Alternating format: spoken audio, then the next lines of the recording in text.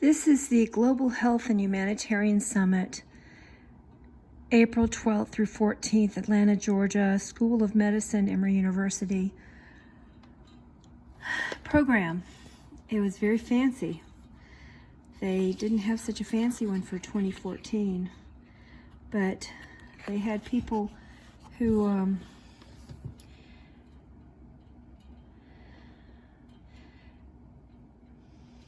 underwrote or funded the summit in 2010, 2011, 2012, 2013, and then 2014 was more difficult.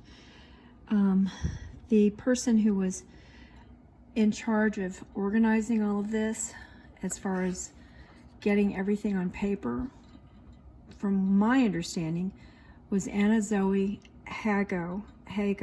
I can't say her name right. She is a very good friend of mine, and I admire her so much.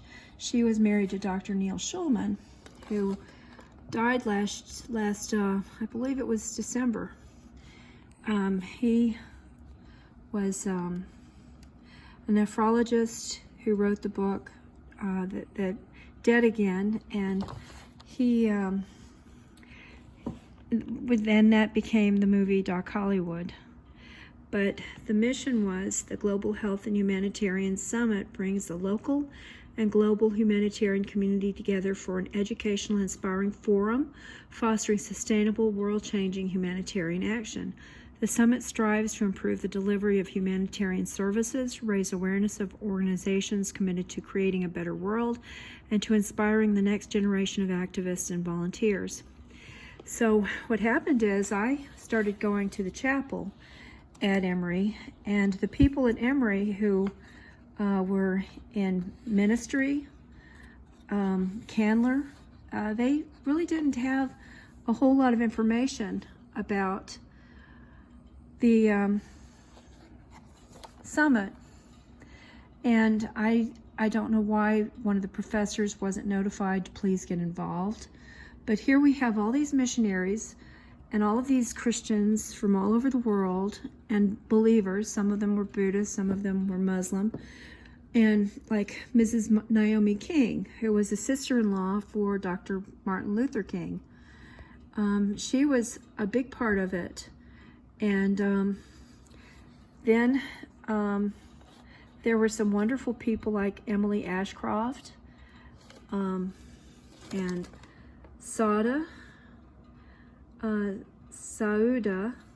so I'm going to say her name right one day, and No Strings Attached. I don't remember even hearing them, but I'm sure they sang, and Dr. Gregory McPherson. So it was multicultural from all over the world. People came. We had funders from India and Sri Lanka. I didn't see too many funders from Russia or China or South America, and we were expecting people like Bill Gates to come, but they didn't. They didn't come. People like Bill Gates and Bezos and Bezos' ex-wife, Mackenzie. We didn't get people like that. And so I did Empowerment for Idiots. And in other words, that's the buddy system. If you have two people who have a little bit of knowledge about self-defense, safety awareness, and they watch each other's backs, well, then you have what it takes to survive in the world, at least a little better way to survive. And the reason I say that is because I noticed that magazines for men, and they say it's for women too, but hunting, fishing, scuba diving, skydiving, kayaking, and bicycling are mostly men. Maybe bicycling is 50-50 women, but the magazines and the conferences and everything, maybe more men. Anyway, racing and expensive bikes and things like that are notorious for being male. And so they have a requirement of having an article in all of these magazines for, activities.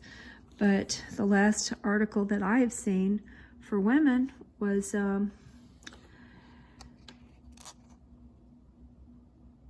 Cosmopolitan 2009, the buddy system.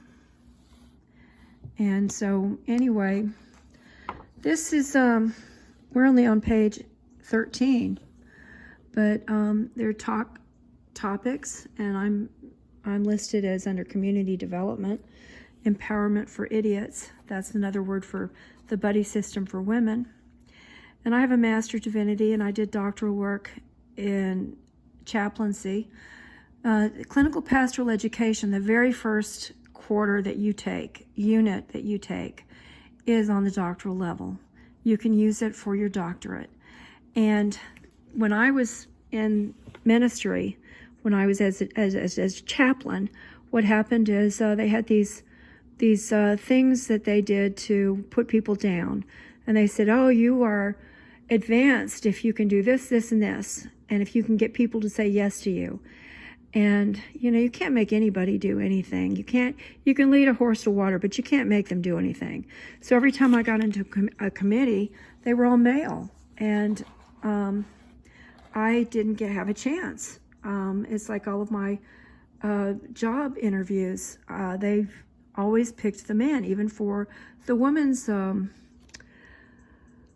prison. I went for a job interview for women's prison. But anyway, there's community development, digital technology, economic development, care for the elderly, art, music, and theater,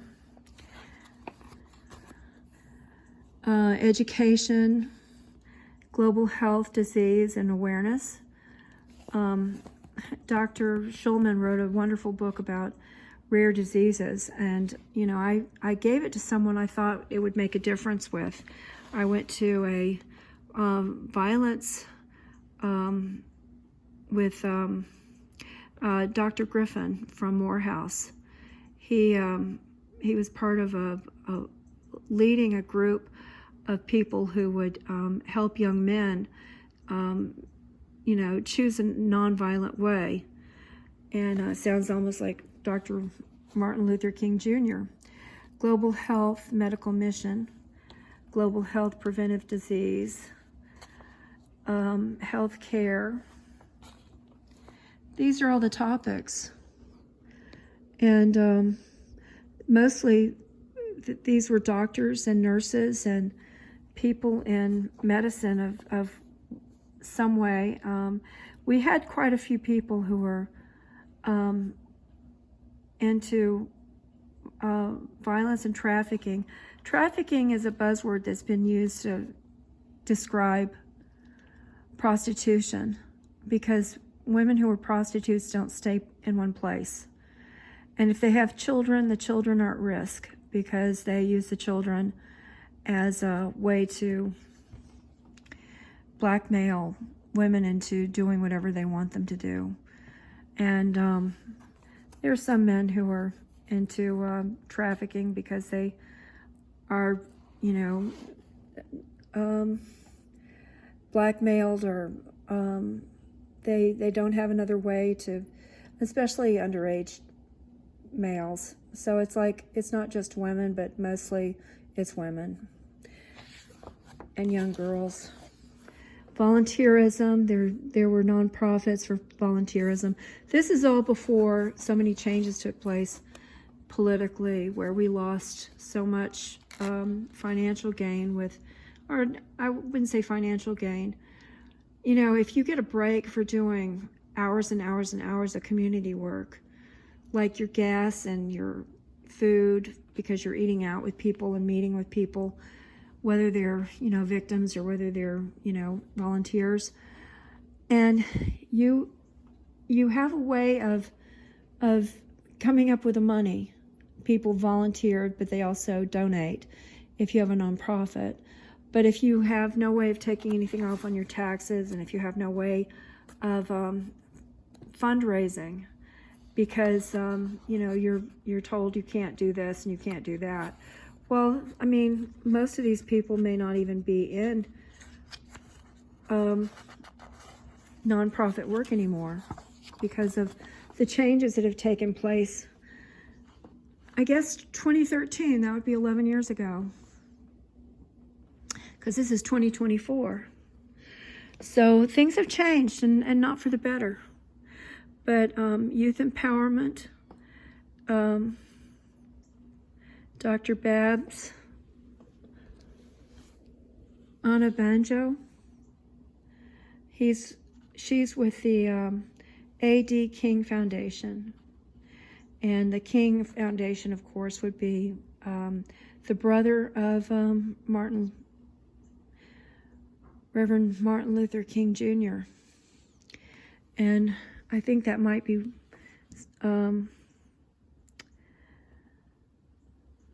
Capturing Youth Energy, Rashid Brown. I remember her. She was a headmaster for career economics, activating youth, unleashing the power of youth.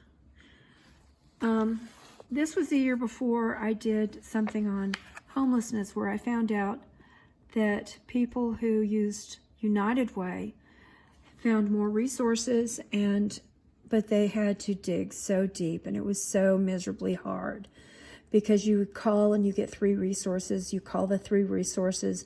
They say, oh, we're full. We don't have anybody in our program that can help you. Or, it's a lot of hearing no before you get that yes.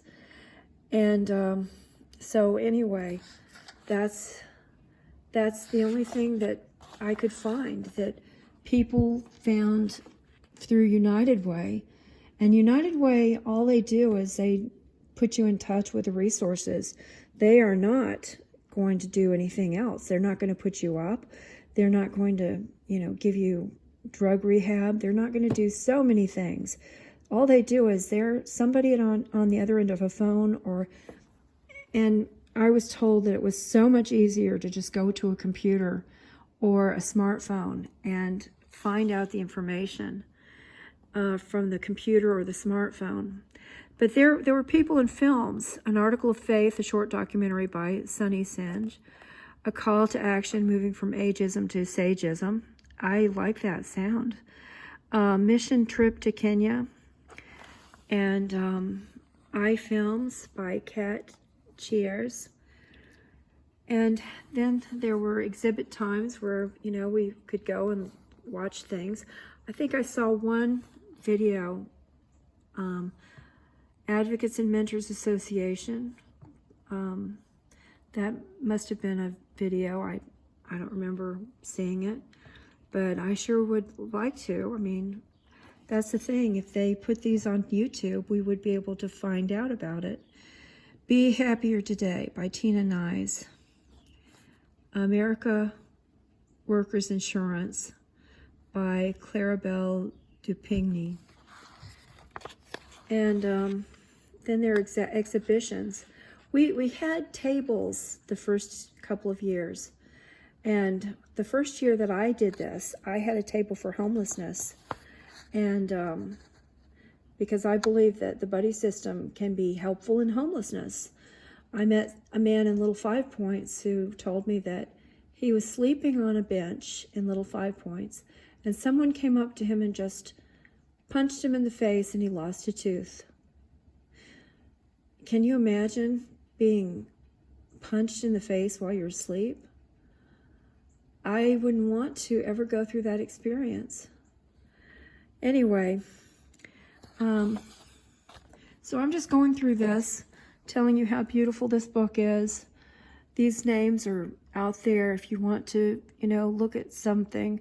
PTSD and Me by Gail Kirby. Holistic Consulting by Kevin Holston. Georgians for Department of Peace by Deborah Poss. Community-Based Treatment, LLC by Janine Lemons. So these are the exhibitors. I don't think I exhibited after the first year. I didn't have a table where I set up things. U.S. Fund for UNICEF by Betsy Root. So, everybody who wanted more money so they could do more showed up. But the person I think who did so much for this was Neil Schulman and his wife, Anna Zoe Hago. And if it's Hago, I'm sorry, but I don't see her as a hag. She's so beautiful.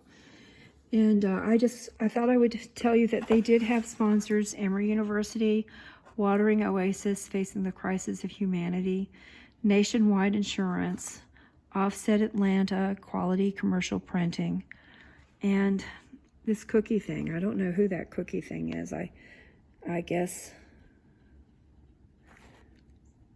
you might be able to focus on it and see a little better.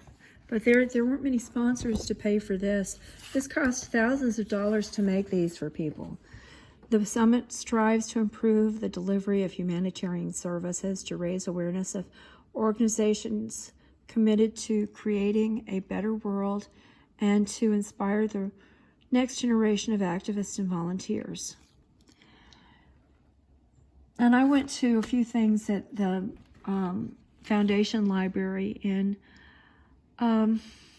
Atlanta, and I found that you can look for all of these resources to fund projects and needs through the foundation. And if like I was interested in finding something for 1946 for Operation High Jump, so I looked at what was being done for World War II, and they said, oh, well, if it was after 1945, forget it. We can't give money to something from 1946. And even though it was part of the Cold War had already started, because Admiral Byrd and all of these generals and admirals went down to Antarctica with 13 ships, and that was an armada, the only armada that's ever gone to Antarctica.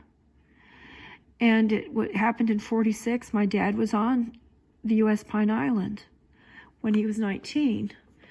And so the foundation for Tom Brokaw said, oh, well, we don't do anything past 1945.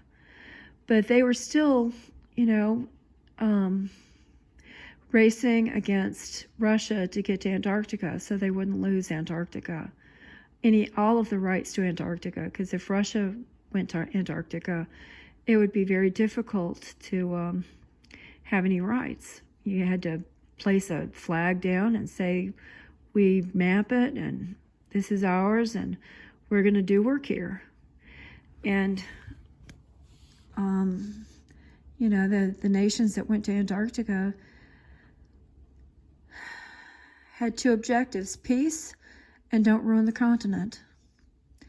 And so far they've done both. They are not ruining the continent with pollution, and they take their trash away from the continent, and there's no war there.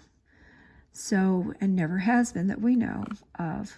But anyway, so yeah, I don't know what kind of great deeds Tom Brokaw's foundation has done, but that's an example. There's so many foundations that can help, but you have to write a grant and you have to get it approved, and then you receive money for a certain quest, a certain objective, a goal. And so that's what this was about. This 2013 Global Health and Humanitarian Summit was about changing the world, and mostly people in medicine and mental health did that. And you may think, well, why aren't you happy? Why aren't you cheering? And why aren't you like a cheerleader for this? Well, there's several things. First of all, it's a gray day. And another thing is all of these speakers, none of them were captured and put on YouTube in 2013 with great sound. And I have two videos. I was speaking at one, I was moderating at the other for 2014, and the sound was terrible. because we didn't have, I was using my phone, and my husband didn't sit close enough to get great sound, and the speakers thought that everybody in the room could hear them if they didn't use the mic and if they just spoke up.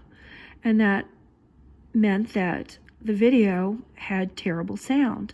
So you see these two women talking about how they were either on the streets or about to be on the streets, and they used United Way to get off the streets. One woman got a degree at Emory. She got a scholarship. She was homeless, had a child on the streets, put in then she herself as a teenager was put in mental health, a juvenile program, or a for people who are poor and homeless, and a juvenile. She was put in that for, and given medicine for God knows what kind of diagnosis, because how can you diagnose someone who's homeless and who has so many problems? Because you just have so many problems if you're homeless. Every day is survival. And if you're a kid or a young child, it can be so terrible and traumatizing. And many people do not survive homelessness as children. And anyway, every year in Atlanta, 50 people die. Usually, I guess, it's in the wintertime, but, it could be 50 homeless people die every year just because they're homeless. If they had had a home, they would probably not have died. But because they were homeless, they died. And there's talk about it being much worse in the future because so many older people are going to be losing their money. And if we all lost Social Security, there would be more homeless people, even more homeless people. So, and anyway, I wanted to tell people about this Global Health and Humanitarian Summit. If you look for something that's happening now, it's not at Emory. Emory wasn't interested in doing it anymore. We tried to do it at Clark Atlanta in 2014, but they're not interested in the world coming to Clark Atlanta. They're not interested in the world coming there. Even for the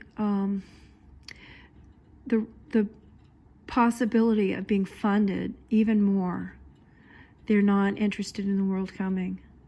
They're not interested in nonprofits coming and talking about changing the world and making the world better. They're not interested in being overrun by everybody from the world. And so that's the thing. Who is interested in that? What college, what university, what church? I mean, I visited churches and talked to them about being involved in this Global Health and Humanitarian Summit. And I talked about homelessness and United Way, and they were like, oh, they believe in abortion, so we can't do that. Well, I don't think United Way believes in abortion. They have resources that might help someone who needs an abortion. Either the baby died or they have no resources to feed themselves, so they might die, and the child might die because they will die. I mean, they're just, there's no umbrella for people who are in desperate straits. And the churches want to be judgmental instead of saying, okay, let's help. This is a human being. What can we do to help this human being? Because there is no church out there that is spearheading homelessness and giving people who are homeless homes. Not in Atlanta. Not that I know of. If there is, please leave a comment below. And if you know of anything, as far as the Global Health and Humanitarian Summit, if it's still taking place but under a different name, please, leave a comment, because the more people who leave a comment, the more people will find out about the Global Health and Humanitarian Summit, United Way, and their 7,000 resources, except I doubt it's 7,000 anymore because so many nonprofits have bit the dust. But there are always younger people who want to make a difference, so maybe they'll start a nonprofit. And just remember, the world depends on you. If you want to make a difference, get involved.